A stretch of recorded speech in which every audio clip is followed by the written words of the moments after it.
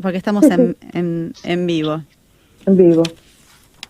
Y además, porque si no nos aburrimos, todos los días tiene que pasar algo nuevo. Cada programa, porque no es que repetimos el inconveniente técnico del anterior, sino que surge uno nuevo.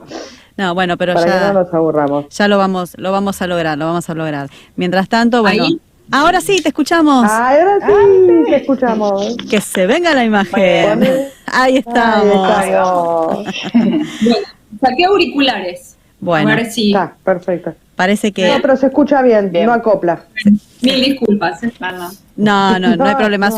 Suele pasar, así que no te hagas problema. En la era de las telecomunicaciones y la cibernética sucede. Así que bueno, gracias por estar, Doc, por haber aceptado estar en nuestro programa. Así que te vamos a dar este espacio antes de meternos con las preguntas y con todas las dudas que tenemos para que te presentes vos misma y te conozcamos nosotras y quienes nos están mirando. Bueno, yo soy Lorena Bortot, soy médica gastroenteróloga. Me desempeño hace muchos años en el Hospital de Clínicas como médica gastroenteróloga y en el 2009 empecé la atención específicamente de pacientes celíacos, obviamente entre otras actividades que desarrolló dentro del hospital, ¿no? Ajá. Y básicamente ahí empezó como mi camino acompañando a los pacientes celíacos. ¿Y hace cuánto que estás acompañando este tipo de enfermedad? Bueno, desde el 2009, así mira. que ya, sí, bastante... 13 años. 13 años, sí, exactamente. Aprendiendo mucho de ellos, los escuchaba recién a los chicos que estaban, la verdad que nada, es el día a día, la verdad que escucharlos siempre es enriquecedor y nos aporta un montón de cosas a nosotros porque nos acerca a la problemática que tienen ellos. Claro. Y nos toca un poco del escritorio, ¿no? De dar el diagnóstico y limitarnos por ahí a eso, ¿no? Claro, como que vas aprendiendo junto con ellos. Sí, siempre. Es fundamental, Sí. porque el cambio de hábito alimentario para nosotros en esta patología es fundamental. Entonces, si no trabajamos en equipo y con los pacientes, alentándolos a que Exacto. vayan para adelante y no transgredan, es fundamental. Exacto. Claro.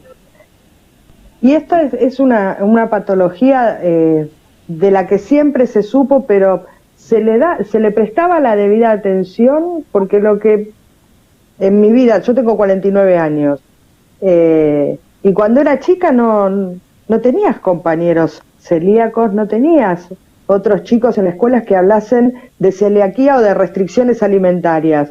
Yo la única que conocía era la diabetes, y ahora, sin embargo, sí, se busca, se diagnostica. ¿Es real ese cambio o es una observación desde el desconocimiento de los que transitamos la vida? Uy, se nos congeló ahora, Lorena. Ay, sí, quedó. Ahí está. Ahora sí, Ahí está. A ver si, Pero muda de vuelta. Ahí está. Sí, a ver si escuché bien, alcancé a escuchar completa la pregunta. En realidad, siempre digo, la etimología de la palabra, bueno, y eso está escrito en muchos lugares, había pacientes que tenían aparentemente problemas intestinales y ya los griegos los describieron como colíacos, ¿no? Sin saber mucho qué era lo que le estaba pasando, pero son aquellos que adolecen o padecen del intestino. Sí. Y a partir de la guerra, donde muchas personas de la Segunda Guerra Mundial, donde se alimentaban a base de trigo y sus derivados, entonces a partir de ahí, de la observación científica y siempre de la valoración de médicos, en el 50 podemos decir que es el hito histórico donde alguien dice, bueno, el médico dice, a ver, acá evidentemente el gluten o en realidad el trigo, el consumo de trigo no le está haciendo bien a todas estas personas que lo están consumiendo. Y bueno, como todo en medicina, ¿no? Cuando se despierta este fueguito y esta inquietud de querer saber a qué se debe, empiezan a ver la forma de arribar al diagnóstico y tratar de establecer qué es lo que le está generando en realidad el problema, el malestar al paciente. Exactamente. O sea que sí, tenías compañeras celíacas, no lo sabían. Claro. Claro, por eso no se diagnosticaba tanto. Claro. Exacto, exactamente. Se tomaba como una colitis crónica por ahí o un problema gastrointestinal. recién nos contaba, ¿no? Desde chiquito me trataron por gastritis y tuve un montón de tratamientos y al final alguien me hizo una endoscopía y vio algo anormal y a partir de ahí tuve el diagnóstico. Sí. Porque la variabilidad... Yo nunca había escuchado del síntoma tipo gastritis. Yo siempre los había oído, los síntomas asociados más a lo que sería la colitis, los vómitos, las náuseas. ¿Cuáles son concretamente entonces los síntomas que pueden alertarnos? La sintomatología clásica es la que mencionaste, es la diarrea, el dolor abdominal y la pérdida de peso. Pero bueno, casualmente, por esta evolución que tiene el seguimiento y el estudio de la enfermedad, se ha visto que hay mucha manifestación extradigestiva asociada o más inespecífica. Entonces, por ejemplo, recibimos derivación. Bueno, mi hospital es un hospital multidisciplinario, pero también fuera del hospital ocurre que nos derivan pacientes con osteoporosis que no responden al tratamiento, es decir, que les dan calcio y no ven ninguna mejoría en los huesos, o los hematólogos nos derivan pacientes porque el paciente tiene tiene una anemia ferropénica, es decir, le falta hierro, y entonces nos preguntan a nosotros si quizás un déficit de absorción del hierro en este caso podría ser la causa. Y ahí se arriba el diagnóstico. Entonces, la forma de presentación es muy variable y es por eso que hay que hacer la consulta para establecer si puede ser o no. Claro. Y concretamente, ¿qué es la celiaquía? ¿Qué es esta alergia alimentaria? ¿Qué la provoca? ¿Qué provoca en el intestino? ¿Es solo en el intestino o es un problema que tiene que ver con la absorción del gluten en otra parte del cuerpo? La enfermedad celíaca es una enfermedad autoinmune, es decir, que nuestro cuerpo la genera. En el que el paciente que está en contacto con el gluten, o sea, su intestino, no en contacto real, que ingiere gluten. Se genera solamente en individuos genéticamente predispuestos, es decir, hay que tener la genética, que no es lo mismo que la herencia, ¿no? Hay que venir con el gen, ponerle el gluten, desarrollar la autoinmunidad, y casualmente hace algunos años se agregó a la definición de sistémica, es decir, que puede afectar a diferentes partes del cuerpo, no solamente al intestino. O sea, la reacción se produce ahí, pero tiene afectación, como bien lo mencionaba antes, por ejemplo, la presentación de la sintomatología o los motivos de derivación de los colegas para estudiar otras cosas. Existen, ¿sí? La duda que yo tenía era si, como en otras enfermedades, existen diferentes niveles de celiaquía, la misma sintomatología o el mismo grado de rechazo al gluten. No, la sintomatología, como bien lo mencionábamos recién, es muy variable, así que... No todos pueden tener lo mismo, digamos. No, tal cual. Y los niveles, mucho tiempo el tema de la graduación de la biopsia, el paciente le daba como qué nivel de severidad tengo. Nosotros básicamente ahora nos basamos, para evitar esas confusiones, en la atrofia del intestino, es decir, la atrofia, desaparecen las vellosidades. Si quieren, imaginariamente podemos hablar como las hojitas de lecho que se aplanan, ¿sí? Desaparecen. Entonces, esa es la atrofia duodenal asociada a los anticuerpos o análisis positivos puestos en el contexto de los síntomas de los pacientes. Bien.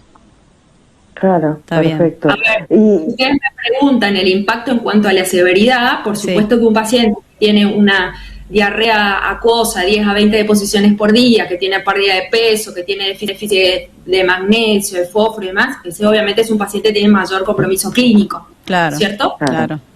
Está bien, sí. Y ese problema, ese problema que hace que seamos como alérgicos o nuestro intestino rechace al gluten, genera que el intestino trabaje mal, no cumpla con sus funciones, y de ahí deriva el que por ahí no se absorba bien el hierro, no se absorbe bien el calcio, o sea, altera toda la función intestinal. Exacto, porque estas vellosidades cumplen esa función de absorción, como de alfombra. Claro. Entonces los micronutrientes y los macronutrientes, de esa manera, pueden pasar hacia el torrente sanguíneo a partir de la absorción. Cuando el intestino tiene ese daño, eso no se produce. Y dejando de lado el gluten se corrige ese daño. O sea, no es algo que es irreversible, por así decirlo. No, o sea, la enfermedad celíaca tiene tratamiento, que es básicamente, lo mencionamos así, la dieta libre de gluten, que es este cambio en el hábito alimentario para evitar que esa respuesta inflamatoria del intestino se siga generando. Entonces, no es la cura, es el tratamiento, ¿sí? Claro. Entonces, evitando que esas proteínas entren todo el tiempo al intestino, mejoramos la absorción. Con respecto a la reparación de esas vellosidades que hablamos, o sea, el crecimiento de esas vellosidades, está demostrado que en los chicos reparan un poco más rápido y en los adultos tardan en reparar un poco más. Entonces, no hay que desesperarse por eso, de esperar rápidamente la reparación, porque es un tejido, ¿no? El tejido no repara tan rápido como se espera. Pero bueno, ahí está el seguimiento clínico, están los laboratorios, ver cómo el paciente va, qué adherencia a la dieta tiene, para tener como parámetros que tiene una buena evolución. Los estudios presento estos... vamos a preguntar lo mismo. Dale, André, vos. No. Pregunta vos, dale. Estamos conectadas. Si presento estos síntomas juntos o por separado, voy al gastroenterólogo. O sea, primero voy al clínico y el clínico me manda al gastroenterólogo, o puedo ir directamente al gastroenterólogo, y qué estudios me tengo que hacer para descartar celiaquía. Luego de la valoración con cualquiera de los dos profesionales, si el clínico lo pensó, buenísimo, va a pedir los anticuerpos, que son análisis de sangre, y ese es el primer punto, digamos, para ponerlo en contexto. Si esos análisis llegaran a venir positivos, a continuación vendría el estudio endoscópico para la toma de biopsias. Volvemos a estas vellosidades. Bien.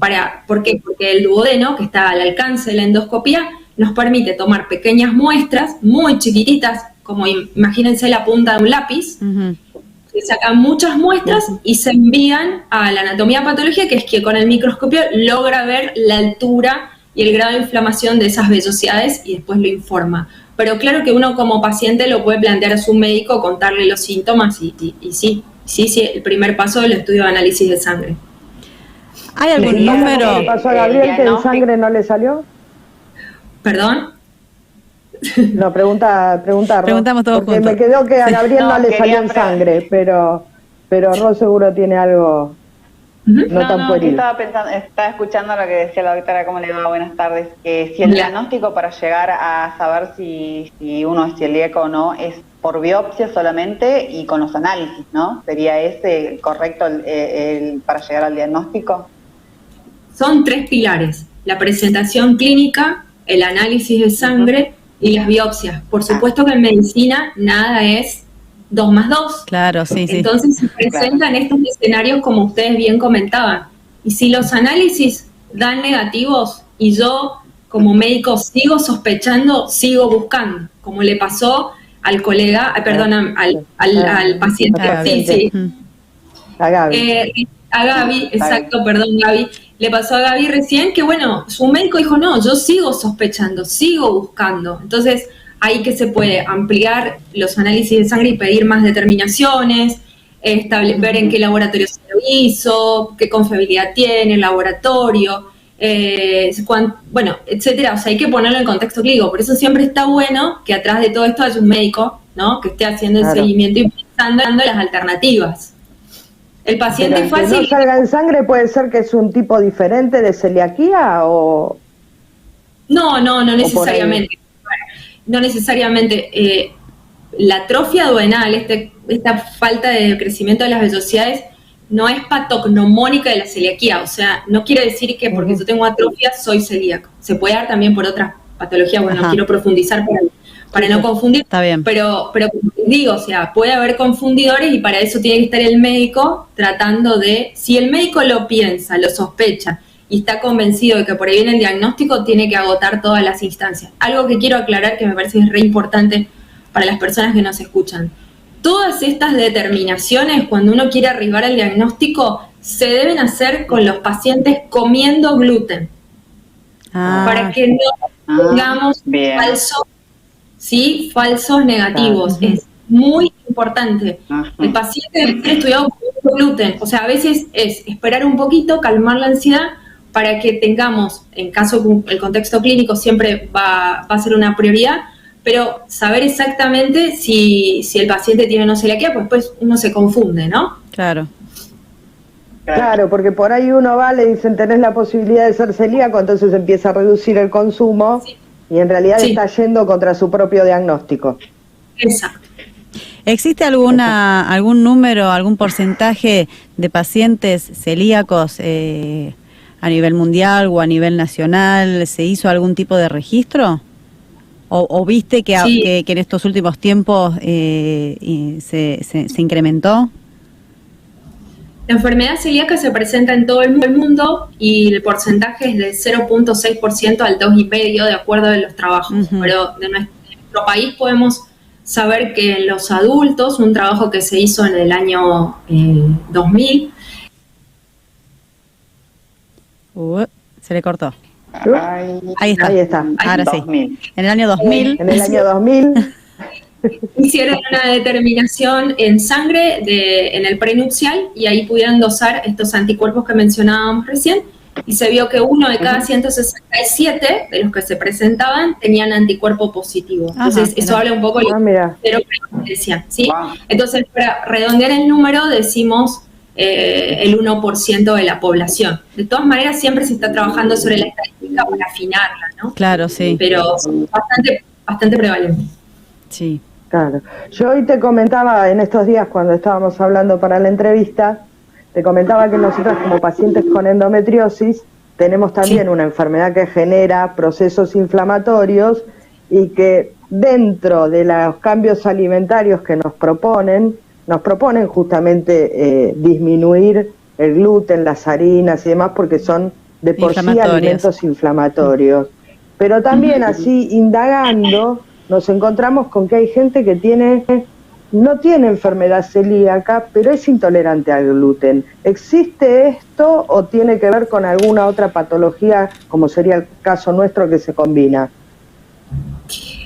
Bueno, hoy también un poco cambió el nombre y se llama síndrome de intolerancia al trigo, porque es, primero que nada, para llegar a arribar ese diagnóstico, vuelvo a lo que dije hace un ratito, hay que descartar que ese paciente no sea celíaco porque tiene un daño del intestino. Los pacientes que tienen esta intolerancia habitualmente al trigo tienen síntomas muy parecidos, habitualmente comen y a las pocas horas tienen distensión, dolor abdominal y demás, y se ha visto que todos sus químicas, los análisis, las biopsias, todos son normales, pero ellos tienen la sintomatología. Y en ese caso, al suprimir el gluten, tienen mejoría. Yo diría que eso es un diagnóstico de exclusión. ¿Qué quiere decir esto? Que siempre trato de descartar 100% que no haya atrofia duodenal, que el paciente no sea celíaco, y después tengo este otro diagnóstico en mente. Y bueno, y la restricción del gluten habrá que ponerlo en el contexto de los síntomas de este paciente. Pero sí, existe. Pero, ¿y puede tener que ver todo el procesamiento al que está siendo sometido el trigo? Porque, viste, cuando te hablan de cambios alimentarios y demás, te dicen, bueno, come harina integral, harina sin procesar, viste que ahora hay una variedad muy grande de harinas orgánicas, harinas de trigo mismo. Estas intolerancias que se desarrollan al trigo y demás, ¿pueden tener que ver entonces con el ultraprocesamiento que se está haciendo de estos productos? Sí puede tener, como les decía yo, puede ser factorial. Las semillas aparentemente, o no, mejor dicho no, genéticamente se van modificando mucho más rápido de lo que podemos modificar nosotros la tolerancia a esos diferentes alimentos. Por eso, mientras más refinado está y mientras más procesado está, es más difícil el proceso digestivo y puede tener relación, aunque hay otras teorías o hipótesis que avalan por qué se desarrolla la enfermedad celíaca, pero sí, probablemente el cambio en el formato de los alimentos sea una causa por la cual hay más sintomatologías y asociación con la enfermedad.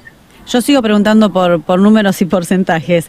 En el tema hombres y mujeres, ¿hay alguno que predomine más o va por igual, digamos?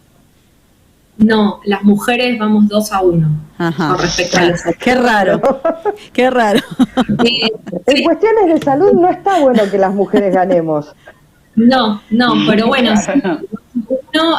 mecanismos, si ustedes me preguntan lo mismo, o sea, se sigue investigando cuál es la causa, por qué más a las mujeres o no, teorías muchas, pero bueno, hoy día si ustedes quieren que les defina una sola teoría de por qué más las mujeres que los hombres, por ahí me quedaría corta en las hipótesis. Claro. Hay que investigarla entonces, hay que seguir investigando. Sí, por supuesto. Pero bueno, la verdad, Lorena, yo te quiero agradecer porque además sé que tenías una actividad muy importante, la dejaste de lado para poder enseñarnos todo esto. Es muy importante para nosotras que los profesionales sean tan claros y nos ayuden a entender un poco mejor, porque está esto de los miedos y del compararse, porque en nuestro caso, como te decía, que por tener una enfermedad inflamatoria, consumir trigo o gluten o como sea, hace que ese proceso inflamatorio se haga más importante. También desmistificar, no es que somos celíacas, pero también nosotras observamos muchas veces en las chicas que nos acompañan que tienen la sintomatología y se quedan con que es la endometriosis, claro, la que la provoca. Sí. Y también, y sí, puede provocarlo la endometriosis, pero por ahí no estaría de más que el ginecólogo le mande a hacer este análisis de anticuerpos, que por ahí no es algo tan complejo, porque se pueden dar combinadas también. Y Sí, una sí, estaría sí. acrecentando el síntoma de la otra. Exacto. Sí, en los trastornos de fertilidad es una recomendación donde el ginecólogo lo puede pensar y tranquilamente solicitar los anticuerpos. Sí, por es como supuesto. decimos siempre, que la endometriosis sea tratada interdisciplinariamente y bueno, y también ataque todos estos temas que justamente que se pueden llegar a dar. Sí. Pero bueno, hay que seguir educándonos y aprendiendo y con todas estas charlas también conociéndonos, porque es conocer nuestro cuerpo, es saber lo que toleramos, lo que no toleramos y si al menor síntoma, es como decimos siempre, al menor síntoma hay que concurrir al médico y consultar, porque puede ser celiaquía como no, como puede ser endometriosis Claro. o como no hay que quedarse con el, bueno, ya se me pasará, me cayó mal determinado alimento y si cayó mal es por algo. Claro, sí, totalmente de acuerdo. Totalmente. Hay dudas, para eso están los médicos. No googleen tanto. Totalmente, vayan eso iba a al decir. Eso. Perdón, doctor Google, Aunque- pero a veces nos complica bastante la situación. Bueno, nosotras somos muy contrarias al doctor Google, porque en general genera muchos miedos y ansiedad, porque siempre el doctor Google te plantea el peor escenario. Vos le pones un síntoma y te tira siempre que te estás por morir. Entonces tratamos de decirle a las chicas, cuando buscan en Google, si buscan algo, porque la ansiedad hace que uno busque, traten de buscar fuentes confiables, traten de buscar fuentes médicas, porque te encontrás de todo. Totalmente. O buscar en Instagram, los Instagrams de los médicos, donde también Claro, hacen hoy por vivos, hoy está esa posibilidad. suben información. Y si no, bueno, buscar grupos, como en nuestro caso Endohermanas, o como en el caso de Ale y Gaby, Soy Celíaco, no soy extraterrestre, que también se sube información, que subimos entrevistas con los médicos vivos. Por ejemplo, esta entrevista con vos la vamos a subir a nuestro canal de YouTube y después eso se va a compartir, porque está bueno poder conocer lo que nos sucede o lo que le sucede de repente al que tenemos al lado y entender lo que en alguna reunión familiar va a tener que comer diferente y vamos a tener que cuidarlo de que no haya esa contaminación cruzada de la que hablábamos antes.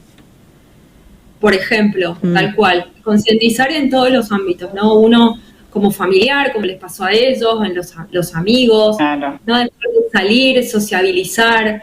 En algún momento una paciente celíaca, cuando se enteró, adolescente ella, decidió con el grupo de amigas, ella llamar y hacer las reservas a los restaurantes locales donde se iban a juntar, siempre preguntando previamente, cuando lo podía programar obviamente, Claro. si algo que ella podía comer. Claro. Entonces, buscar herramientas y formas de que la vida siga, porque la vida sigue, es un cambio de hábito alimentario y creo que todos como comunidad los tenemos que apoyar. Y supongo que una parte muy importante, una vez que obtienen ese diagnóstico, es el tema del acompañamiento de la nutricionista también, porque yo me imagino, ¿no? Los chicos es mucho más difícil hacerles entender esto, y de golpe un cumpleaños, 4, 5, 6 añitos, que tiene que llevarse su propia hamburguesa y su propio pan para cuando hacen los patis en el saloncito, que no pueden comer la torta y demás. Por ahí, con el acompañamiento de una nutri, esa mamá también tiene más herramientas para que no esté esa diferencia y puede agarrar y decir, mira, yo sé que es el cumpleaños de tu nena, pero ¿me dejás llevar galletitas para que compartan, para poner, o algún postre para poner dentro de lo que sería el candy bar que hoy se usa tanto, y que mi nena no se sienta excluida? Porque también como sociedad tenemos que ver esas cuestiones. No es, bueno, está bien, viene la amiguita de mi nena que es celíaca, le compro las cosas y listo. No, es también que esa criatura no sienta la diferencia. No, por supuesto. Bueno, ahí puedo agregar que en la consulta sin el nutricionista no existe, digamos, ¿no? En esto, porque el tratamiento es la dieta libre de gluten. Así que, por ejemplo, en el consultorio, en el hospital, yo hago mi consulta con la nutricionista al lado. Ajá. Entonces, y en muchos centros se trabaja así, con la nutricionista experta, donde puede entrevistar a posteriori y además escuchar al paciente, saber cuáles son los datos positivos para después poder encaminarlo en el inicio de la dieta libre de gluten y darle todos los parámetros o pautas. Esto que decían los chicos, el tema de los listados, actualizar la información permanentemente, los grupos de ayuda que han hecho muchísimo en este país, los grupos de pacientes, de padres de celiaquía en estos últimos 40, 50 años, fundamental. Y quería comentarte con respecto a los chicos, que los chicos adhieren muy bien a la dieta. Adhieren más de lo que nosotros pensamos. Los chicos adhieren muy bien porque el cambio de hábito alimentario lo hacen ordenado, ellos se adaptan, lo toman también como el hábito del juego, cuando uno se lo transmite de esa manera. Entonces ellos toman conciencia de esa realidad y son mucho más prolijos que los adultos. Inclusive en las encuestas son muy sabios. Inclusive en las encuestas se ha demostrado que ellos tienen mejor adherencia que muchos otros grupos de adultos, ¿no? En la adaptación a la dieta libre de gluten. Bueno, son tan enviciados también. Claro, exacto. No tienen tanto contacto con el gluten y son generaciones distintas. Y se adhieren mejor, se adaptan mejor. Y además no quieren sentirse mal. Claro. Ellos quieren seguir comiendo. Entonces, si yo puedo jugar con mis amiguitos sin que me vaya la panza, está buenísimo. Entonces, prefieren adoptar ese cambio. Totalmente. Doc, aparte del hospital de clínicas, ¿te pueden encontrar en algún otro lugar o solo atendés en el hospital de clínicas? Bueno, el consultorio de enfermedad celíaca específicamente, que si quieren les cuento, es enfermedadcelíacahc@gmail.com, donde los pacientes pueden solicitar turno. Además, sí, atiendo en otras instituciones, atiendo en la Clínica del Sol y en el Sanatorio Tambendí, como médica gastroenteróloga. Excelente. Perfecto. Bueno, Doc, la verdad que agradecerte el habernos dado esta charlita y haberte tomado un poco de tiempo, y seguramente has corrido algunos pacientes para poder traernos esta claridad. Así que bueno, gracias, y seguramente vamos a estar llamándote para algunos otros temas, porque bueno, esto es cíclico y siempre estamos a la orden del día con efemérides o con los temas que nos traen las chicas o los oyentes que quieren saber y que quieren que tratemos. Así que bueno, muchas gracias por tu tiempo y nos estamos comunicando en cualquier momento. Bueno, muchas gracias a ustedes, la verdad que fue un placer compartir este tiempo con ustedes, y a lo que necesiten, acá estamos. Gracias, Lore. Gracias. Un abrazo. Chao. Estuvimos hablando con la doctora Lorena Bortot, gastroenteróloga.